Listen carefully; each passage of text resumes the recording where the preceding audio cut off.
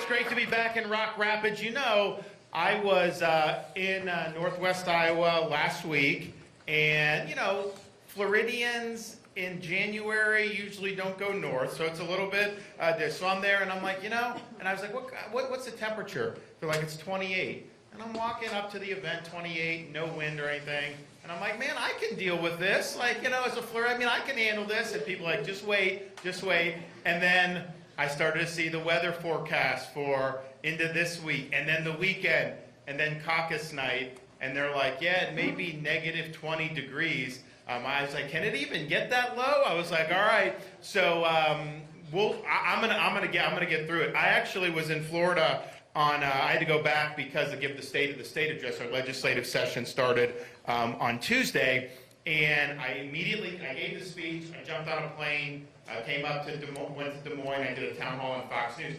I actually do own a winter coat, right?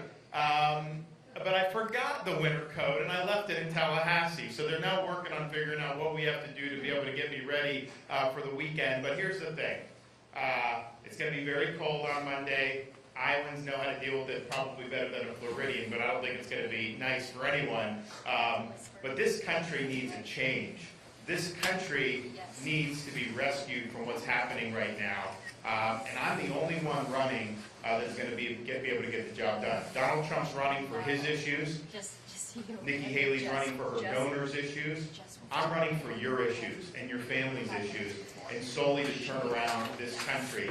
Decline is a choice. We have the ability to change the direction, but we got to make our voice heard. And Iowa has the opportunity to have an outsized influence in this. You're probably never going to have a vote that's going to be more significant in terms of the impact than on Monday. I mean, if you go out and caucus for us and you bring a couple people with you, we don't even know how many. You're talking about a relatively small number of people that are going to go out. No one knows what the turnout's going to be. Obviously, with the weather, could mean it's less. So you're going to have an outsized influence and really be able to make your voice heard. So I urge you to take advantage of that and to get the job done. I'm the only one running that's delivered on 100% of my promises. If you look what I promised I would do in Florida, I got into office and I did it. And that's across the board. These are things that Republicans have wanted to see for years and years, and very few have been able to do any of this stuff. Your governor here has done a lot of great stuff, and I'm proud to be supported by Governor Reynolds in this fight. But most Republicans get into office, they talk, they get in, and then they don't do. Just look what they're doing in Washington by caving on the budget again. Well, disastrous increases in spending that they're doing, even though we've gone so deep into debt. So I've delivered on 100%. I don't make promises idly. If I tell you I'm going to do something, then you can mark that down and know when I get into office, I intend to follow through on it. You know, some people promise things, get elected, and then say, forget about it. It's not how I am. I believe I owe it to you to follow through on what you voted for. The second thing is, I'm the only one running. If you look at the people that are harming this country on the left, I'm the only one that's beaten these people time and time and time again. We beat the teachers' unions on universal school choice. We beat Fauci on COVID. We beat George Soros on crime with these radical district attorneys. We beat the Democrats on election integrity, and we beat the left on banning China from buying land in the state of Florida. And I think that should apply nationwide. So we haven't just talked the talk. We've gotten in. We fought for people, but most importantly, we've won those fights. And as a result, you know, Florida's never done better. I look at our national debt, and, you know, there's a debt clock in New York City that they have up there where it shows it's ringing up. You know, the turn of the 21st century was $5.6 trillion from 1789, when the Constitution launched, to 2000, 5.6 trillion in debt, 211 years. Just since then, we've gone from 5.6 trillion to $34 trillion. That is a disaster. I have a buddy that did a national debt clock that you can actually wear on your jacket pocket, and it shows it ringing up. I don't know how he did it, but you can do it. I was like, well, I like that, but do you have one that you can do for Florida? Because if you did the state of Florida's debt clock, it wouldn't be counting up, it'd be counting down, because we've paid off almost 25% of our state's debt just since I've been governor. And that's what you have to do. That's what leadership's about. Now, we had a debate last night on CNN. Did anybody watch that? I don't know how many Republicans watch CNN. Okay, so some of you did. So it was me versus Nikki, I'm sorry. Well, you know, Nikki Haley did write in her book that her inspiration to run for office was Hillary Clinton. Now, that's not my inspiration, I can tell you that. But I think, you know, what you saw is a sharp contrast between a leader like me, who's got a strong record of achievement, a powerful vision for this country's future, and a candidate that's really relying on massive amounts of donations from Wall Street and Silicon Valley to try to create a candidacy when there's no real record to back it up. And I think she runs from her record. She has this tick where she says, I never said that, or you're lying, even though she's on tape saying all this stuff. And she kept repeating this website, similar to what Hillary used to do in these debates. And so, you know, I was just glad to be able to have a couple hours to be able to articulate what I want to do. Now, as that was going on, you had the former president. He's not willing to debate and get on the stage and get in that environment, but he was willing to go on a very favorable news channel and do a town hall for an hour to kind of counter the program, which, you know, it's fine. One of the things he said on that, because he was asked by an Iowan, hey, do you regret shutting down the country? Do you regret empowering Fauci? Can you pledge that you would never do that again in the future? And his response was saying he had nothing to do with Fauci. He blamed me for Fauci. He actually said I was, as governor of Florida, that somehow I am responsible for Fauci. He said they never supported closing anything or anything like that. And it's like, you know, in politics, you can take different positions. Sometimes there's some rhetorical flourish. I get that. But I think, you know, you as a voter should look at that and say, at some point, if someone's gaslighting you like that and just lying about this stuff, yeah, you got to hold that against them. The reality is, Donald Trump and Tony Fauci plunged this country into a lockdown. They spent and borrowed trillions of dollars to blue states, a lot of the money to blue states, so blue states could stay locked down. They were in various forms of restrictions for a year and a half. There were kids locked out of school for a year and a half. I know in Florida, the federal government forcibly under Trump closed our entire cruise line industry, which supports massive numbers of jobs. They were closing churches on military bases, imposing mask mandates, all this different thing.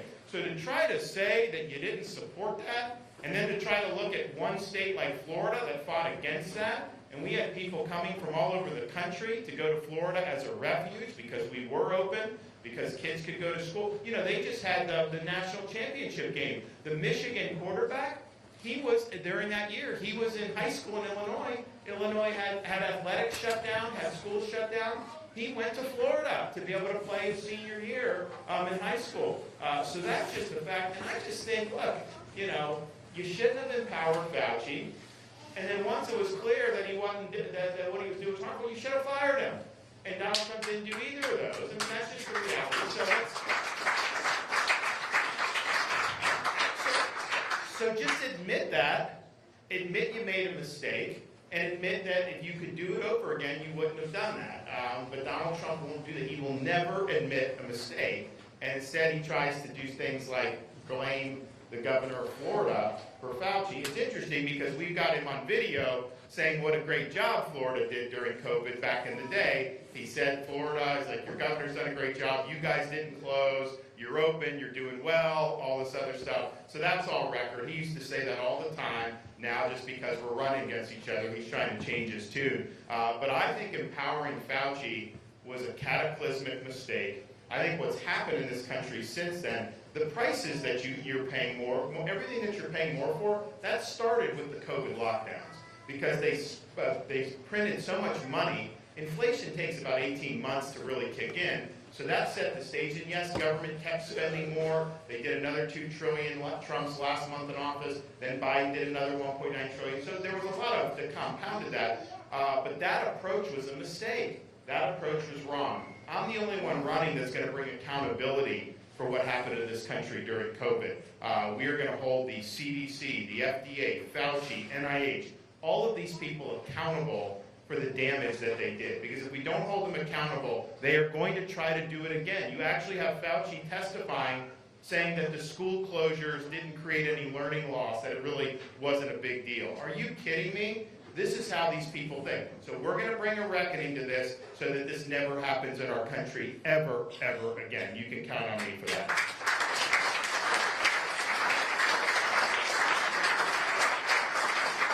All right, I want to open it up for questions in a sec, but I just want to say this.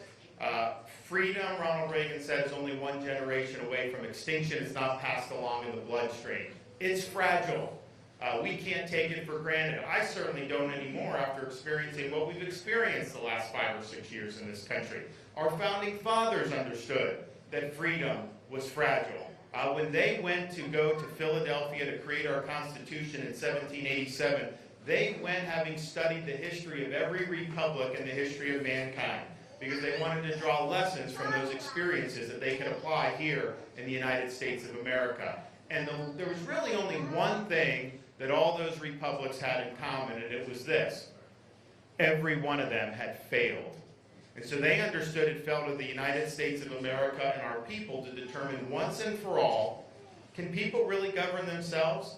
Can you have a society based on the idea that our rights come from God, not from the government? That we live under a rule of law, not the whim of individual rulers? Or is mankind forever destined to live under various forms of despotism? And they fully expected that this country, the United States of America, would ultimately answer that question.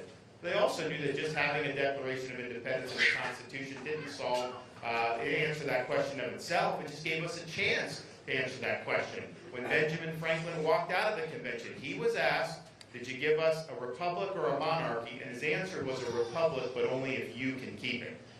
They understood that you would need to stand up and defend freedom, and I'm very mindful of this as a veteran. When I used to fly into Washington, D.C., the plane would sometimes take a route going into Reagan Airport that took you parallel to the National Mall. Very low flight. You look out to the left side of the plane, you see the Lincoln Memorial, the reflecting pool, Washington Monument, all this beautiful panoramic vista, these monuments, the Capitol building, and you feel a sense of pride as an American because those monuments symbolize the ideals and principles that have made this country unique and great. But what I realized after doing that trip a couple times, the best monuments to this country and to our freedom aren't found out the left side of the plane. Because if you looked out the other side of the plane, you looked over the Potomac River, you looked and saw a series of small, nondescript monuments orderly arranged over the rolling hills of a place called Arlington National Cemetery. And it occurred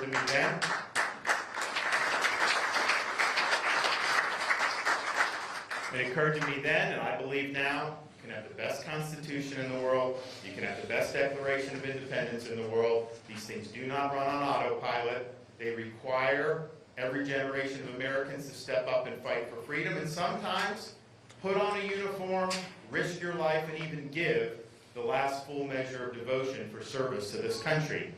Now, we're not asked to make sacrifices of the nature that the folks buried in Arlington have made.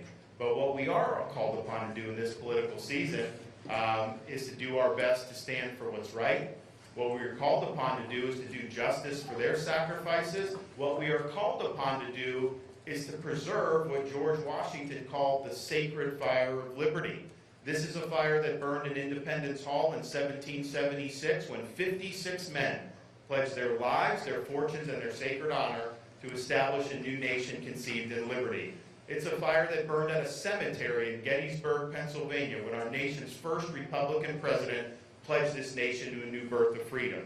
It's a fire that burned on the beaches of Normandy when a merry band of brothers stormed the shores, defeated Nazi Germany, and preserved liberty throughout the world. It's a fire that burned at the foot of the Berlin Wall in 1987 when a resolute Republican president stood in front of that wall and said, "Mr. Gorbachev, tear down this wall," eventually leading to the destruction of the Soviet Union. This is our responsibility, to carry this torch and to preserve this sacred fire of liberty. It should not be a responsibility that we shy away from. It should be a responsibility that we welcome. If not now, then when? And if not us, then who? So I'm asking for your support on Monday. I'll be a nominee that will get the job done like we did in Florida, winning a massive victory, sweeping in Republicans at all levels of government. As a leader, I'll be someone and I'll conduct myself in ways that you can be proud of. And as your president, I will get the job done, and I promise you, I will not let you down. Thank you. God bless you. I appreciate it. All right. Does anyone have any questions? Yes. My question is, okay, like a couple weeks ago, there was a shooting in your area. My question is, are you for teachers go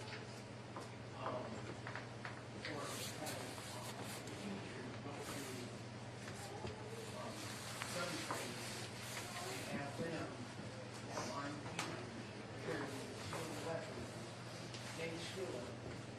And also, are you for more resource officers in the school to help to respond? And then my other question is, with our kids getting violent, obviously, what would you do at the federal level with the Great. Your name is? Well, thanks, Alan. Well, first, it happened at Perry's a tragedy. When things like that happen, I mean, you have a sixth grader that is killed, other people shot. It obviously is a deep wound for the community, devastating for the family. I've got 3 school-age kids, a first grade, kindergarten, and pre-K3. So my wife and I are very sensitive about ensuring that our schools are safe, and it's important. Now, the things you mentioned, I can tell you, here's what we've done in Florida. Yes, we have school resource officers at every school. And we did this. I implemented a massive school security push after the Parkland shooting in 2018. I was not governor yet. When I became governor, we went off to the races. So that's one thing. I think it's effective, and I think it's important. The other thing we do, we have something called the Guardian Program. It allows staff and faculty to go through training and then be authorized as a guardian, where they can then carry concealed on campus. We do not require anybody to do this, because the media say, oh, well, why should teachers have to wear gloves? No, you don't have to. And here's the thing. Just the fact that you have a guardian program, even if no faculty wants to do it, someone that's going to go shoot someone, they want a soft target. So if there's a guardian program, they don't know who's in it or not. And so it does make it less likely that what they want is a gun-free zone. That's where they want to go, where there's not going to be any pushback. So I think both of those are good. I think that should be driven by the state and local level. Federal, we have grants and stuff. We'd be happy, but that's that. So the second thing on schools.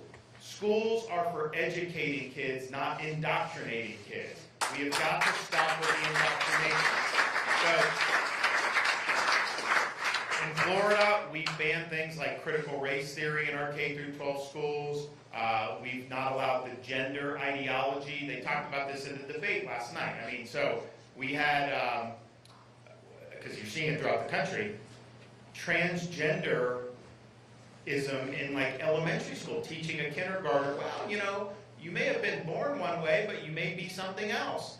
Telling a third grader that they can change genders or they were born in the wrong body, that's wrong. And that didn't stand in Florida. So we passed legislation, Parents' Rights in Education, to say we're not doing that. We got blowback from the media, of course, and the left, which we figured. But then we got opposition from Disney, our most powerful corporation in Florida. And they opposed it, and then they also said, if once it passed, they're going to try to repeal it, sue on it, do also. Basically, they committed to do a frontal assault on our parents' rights in Florida. And my view is, as a leader, you don't subcontract your leadership out to woke corporations. You've got to be willing to stand strong and stand up for the innocence of our kids. And that's exactly what I did. We took on Disney, and we won the battle. And I think that that's a difference between me and everybody else who's running for president on the Republican side, because everyone else who's running took Disney's side over our side in Florida.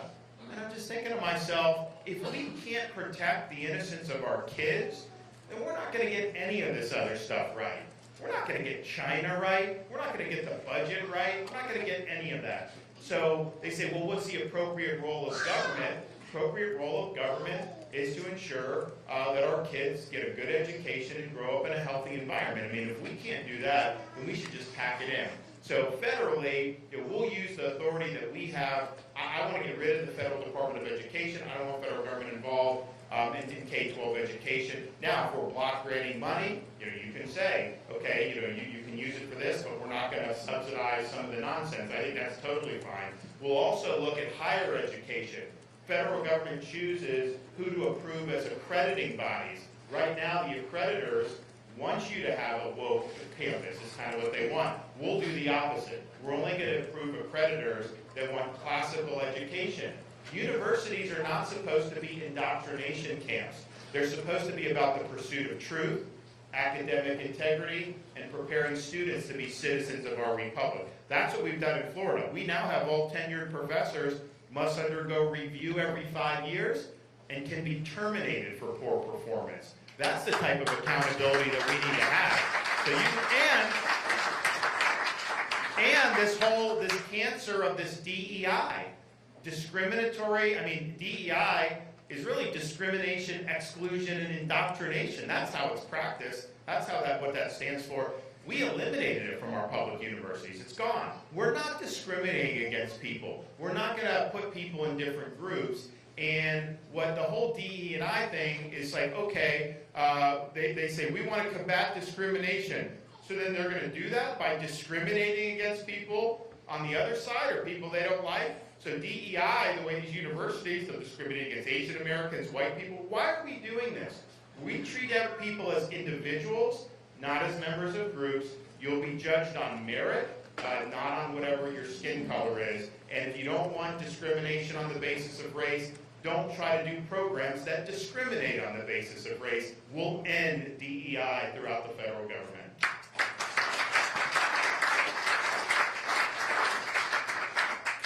The United States Constitution really clearly delineates the role of the federal government and the government is not. How are you doing? And what's your name? Ron, that's a great question. So you're right. I mean, it's interesting. The founding fathers, they knew there were certain things that needed to be done federally, but their view was it's a government of limited and enumerated powers. Madison said that the powers delegated under the proposed Constitution are few and defined.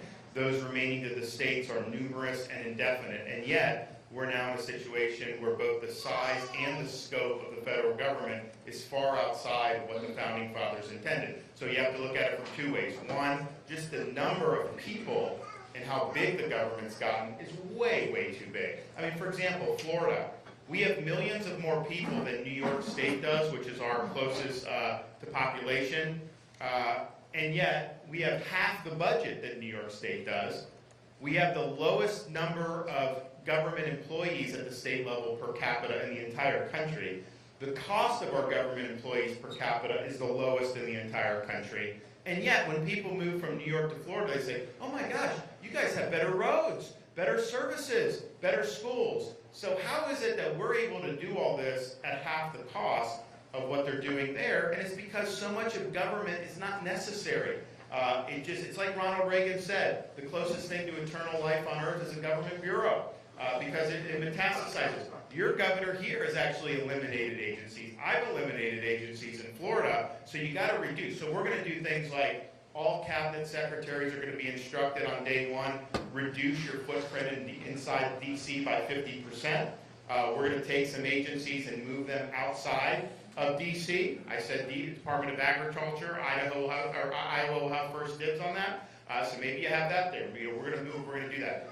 We're going to reduce the workforce through attrition and layoffs. We're going to create 50,000 of the bureaucrats in Schedule F where they can be terminated at will. So there's going to be a lot of things we're going to do. But as important as that is, you can reduce the government in half if you still have government exercising a wide scope of powers. That's still a huge problem. I mean, when the EPA says you have a puddle on your farm so they can regulate it with federal jurisdiction because of waters of the United States, that is way, way beyond anything that would be acceptable under the law or Constitution. So while we're reducing the size, we're also going to rein in the scope of the federal government. They can't be doing things like mandating electric vehicles. They can't be doing a lot of the things that they're doing. So you will see a smaller footprint, but also a much narrower focus that's in line with the enumerated powers in the Constitution.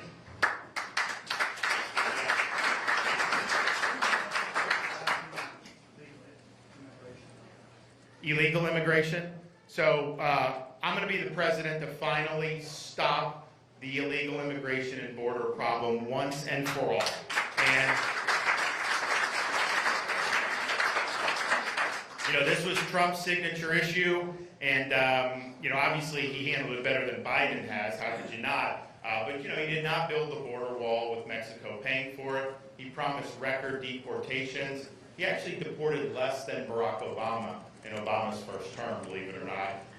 And then he didn't, of course, do anything to take on the Mexican drug cartel. So we're going to do all this. Day one, we're going to declare it to be a national emergency. I'm going to mobilize all of our available resources, including the military, to be on the border, stop the invasion. When people come illegally, the correct approach is to send them back. If you're not willing to do that, then you're going to continue to have the problem. So we are going to do that, and we will actually make good on what Trump promised. We will do the wall and have Mexico pay for it. Here's how you do it. I thought this is what Trump was going to do. Mexico's not just going to give you money, and it's not just Mexico, it's all these countries. What you do is you impose fees on remittances that people send to foreign countries. Because, we'll have people come, seasonal workers, they send the money back, all this stuff. Okay, well that's $100 billion a year, a small fee. You're going to raise billions, and you can plow that into constructing the border wall. Had Trump built the border wall, Biden would not have been able to bring in 8 million people illegally. I mean, it's a physical fact of life. I think it's absolutely essential because not every president is going to be committed to having secure borders. Biden obviously doesn't care. A lot of these corporatist Republicans, they don't care because they want more people coming in for cheap labor because their donors want that. So we need a wall for sure. But the most important thing, as important as all that stuff is, we're going to treat the Mexican drug cartels like the foreign terrorist groups that they are. They are invading this country. They're invading the country. They're responsible for killing tens of thousands of Americans every year. The fentanyl crisis is one where, and I've met people in Iowa, I've met people all around the country who've lost kids to fentanyl poisoning, and what you find more often than not is it's usually a young person, high school, college, in their 20s, who is taking something. Maybe they shouldn't have taken it, but they think it's something totally different and something that clearly wouldn't be fatal, but it's laced with fentanyl. If they take it, they can be poisoned right there and die. We had a situation in Florida, an 18-month-old baby crawling on the carpet of an Airbnb that happened to have some fentanyl residue left over from whoever was using it before. That killed the 18-month-old, just like that. It's like, okay, this is a crisis in this country, and our people in D.C., they just shrug their shoulders. So we're going to put a stop to it. We're going to, by designating them foreign terrorist organizations, we're going to authorize the use of military force against the drug cartels. We're going to disrupt them and treat them like we would if you had Al-Qaeda down there. And if you think about it, we mobilized the entire country after Al-Qaeda killed 3,000 people on 9/11, and rightfully so. The drug cartels are responsible for hundreds of thousands of deaths in the last 10 years. So I'm not going to take this anymore. The president not only has a right, you have a responsibility to fight back, and I will.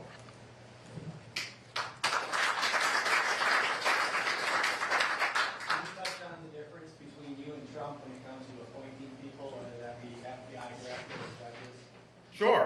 So difference in appointments. Look, I think Trump, I think on the judges he did better than on normal appointments, but I think his normal appointments, by and large, were poor. He did do some good people, but he did a lot of swamp critters. He did a lot of folks that were not change agents, and he even did people that didn't even agree with the agenda, really. And if you look throughout that first term, there were some major stinkers there. And he's criticized the weaponization, but he appointed Christopher Wray, and he said the jury's still out on the FBI director. For me, we're going to have a new FBI director on day one.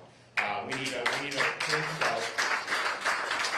I think one difference is he tends to gravitate to people that say nice things about him or that fluff him personally. That's not how I roll. There'll be people that were in the opposite side of this primary who opposed me in the primary.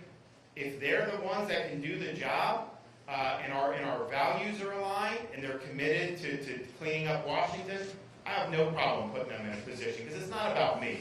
It's about who can accomplish the mission. And I've done this in Florida. We have, my first commissioner of education was against me in the primary in 18. But you know what? He was the right guy for the job, put him in, he got the job done. Also, being willing to understand, when you're talking about Washington, if you really want to upend this place and you really want to end the corruption, people that are there are not going to want to see that change. The media is not going to want to see that change. So you got to find people that not only have the subject matter knowledge and all that, but have backbone. Because when you go in and make changes, they are going to come at you. They're going to smear you. They're going to attack you. That is what's going to happen. And so not everyone's cut out for that. But if you're an attorney general in a Republican administration and you want to be liked by official Washington, right then and there you're not going to succeed. Because if you're doing conservative things, official Washington is not going to like you. They're going to attack you. So not everyone's cut out for that. So I'm looking for people that have that intestinal fortitude to do. Now on judges, I'd say there's a similar calculation. Obviously, people that understand the text, history, and structure of the Constitution, understand how to apply the law and Constitution as they were written, not as you want them to be. And so it's just a basic approach to judging that you have to have. But even more than that, if you look at the Supreme Court over the years, Republicans have appointed a lot of justices. Who do we look to of those? You look to people like Clarence Thomas. You look at people like Nino Scalia and Sam Alito. What separates them? Are they smarter than our John Roberts or some of this stuff? I think they're all smart. I think what separates them is someone like Clarence Thomas. He doesn't care what the media says. He doesn't care what law professors say. He doesn't care what the legal professor says. He's going to do what is right. He's going to apply the Constitution without fear or favor. You're not going to have him bend like Roberts did on Obamacare because he's worried about the political fallout. No, they're take an oath to the Constitution and they satisfy it. And I think that that's important. And you got to that's something that's inside in terms of how people want to approach, because everyone kind of wants to be liked on some level. So you go in there, how do you get liked if you're a U.S. Supreme Court justice by a lot of the elites? They go left to get liked. If you stand strong, the elites are not going to like you. So that's just the reality. And so are you up for that fight, or are you not up for that fight? And if you're not up for the fight, then to get a lifetime appointment for someone that will, quote, evolve into a more liberal justice, I have no interest in that. I want somebody that's going to be rock solid, for 30, 35 years on the court, like a Clarence Thomas or like a Sam Alito. Last question, Mr. Chair, and we have time for one more question. My question kind of follows his, I didn't want to vote for Trump when we ran about 16, but it was either him or Clinton. I don't like his bravado, talk, and his attitude and stuff, but I saw him go to office and do things that nobody else would be able to do. Why did you decide to run against him this time? Because after a couple reasons. One, after the 2022 midterms, Republicans lost almost everything except Iowa and Florida. So we showed the pathway to success. His candidates were losing. And if you think about this, we never had a more favorable environment to win than 22. Unpopular president, inflation at 9%, crime out of control in the inner cities, open border, international turmoil. Every Republican with a pulse should have won. Why not? Well, it's because there's certain voters that if the candidate gets linked to Trump, they won't go there. So they don't like Biden. They agree the country's going in the wrong direction. But if that's the choice between Trump or they will stay with Biden and the Democrats. That's what we can't have. And here's the thing, 24, the economy may not be, it may be improved from where it was in 22. I mean, that's possible. So the idea you're just going to walk in and do it, I don't think. So in Florida, we bucked that trend. I won the biggest victory that any Republicans ever won in the history of the state in the governor's race. And just 4 years ago, people were saying Florida was going to end up being a blue state in 5 years. Now we've transformed it into a state that people view as kind of the Republican anchor in the entire country. And that has to do to leadership. But I didn't do it by being a pretzel and trying to contort myself. I didn't do it by being weak on policy. I was strong. But people knew I was going to fight for them. They knew where I stood. And they came out like gangbusters to support us. I think the reality is if Trump is the candidate, you have the election will be about legal issues, criminal trials, maybe he's convicted. I mean, there's all kinds of stuff that we don't know is going to happen. January 6th, all this stuff. The Democrats, that's their terrain to fight on. They win with independent voters when that's that. If I'm the candidate, then the entire election is going to be revolving around, you know, the high prices, the open border, the crime, you know, our restoring our military, China, all the things that are really important where we will have huge advantages over and we'll be able to do it. My nomination makes it a referendum on Biden and the Democrats, which we will win. Trump's nomination makes the election a referendum on Donald Trump, which unfortunately, he creates a lot of Democrats to come out and vote against him. That's just the reality of the situation. So I've seen that happen now for many elections, and I did not think that that would be some winning formula for 24. I also just think realistically, even if somehow wrong, maybe he squeaks in, he's going to be a lame duck president on day one. Lame duck. We've never had a newly inaugurated president be a lame duck since we had the term limits imposed on the president. No one knows how that'll work. No one knows what kind of personnel he's going to be able to get. I think a lot of people probably are not going to want to go there given all that's happened. He's going to still have all these distractions going on. And so how do you end up doing? Whereas with me, we go in, we got a fresh start. I'll solely be focused on the country's issues. I'll be able to recruit great personnel, and we'll be off to the races and be able to serve 2 terms. I mean, think about it. We got to keep these Democrats out of power. I mean, we need to do affirmative good things and deliver, and I have a better record of delivering than anybody, including Donald Trump, on conservative principles. But you also, I mean, obviously don't let the Dems in. So, you know, I win in 24. Guess what? In 28, we run with an incumbent president, and we'd be favored to win. Say Trump were somehow to win in 24, 28 would be an open seat to replace a Republican. The Democrats historically would have an advantage there because it usually switches from party to party. So why would we give up the opportunity to have that advantage? Because if you do 8 years and you deliver on all the things I'm talking about, which I have the best chance to do, this stuff is going to stick. And it's going to last for, I mean, we need a president like Reagan where your legacy goes for a quarter of a century, not just the 8 years.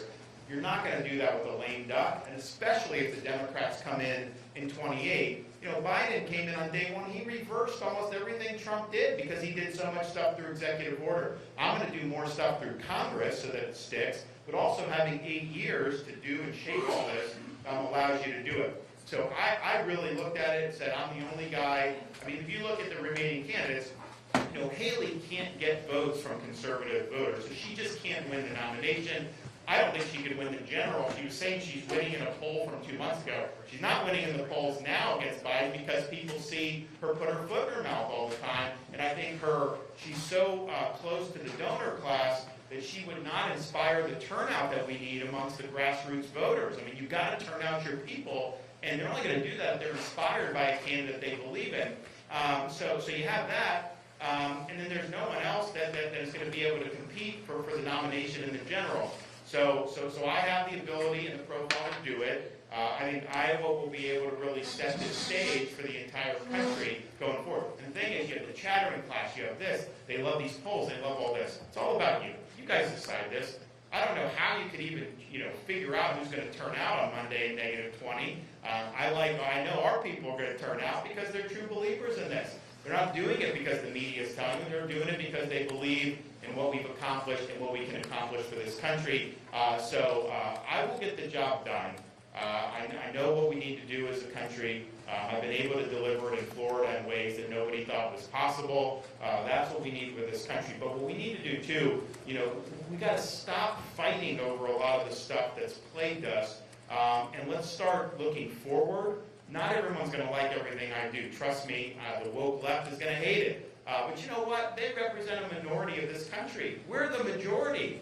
The majority wants to return to sanity and normalcy, and they want to have strong principles. That's what we'll do. So we'll be able to attract more people to the Republican fold, and not just for the election, but really for the next 10 or 15 years. In Florida, when I became governor, there were 300,000 more registered Democrats than Republicans in the state. And we had never had more registered Republicans than Democrats in history.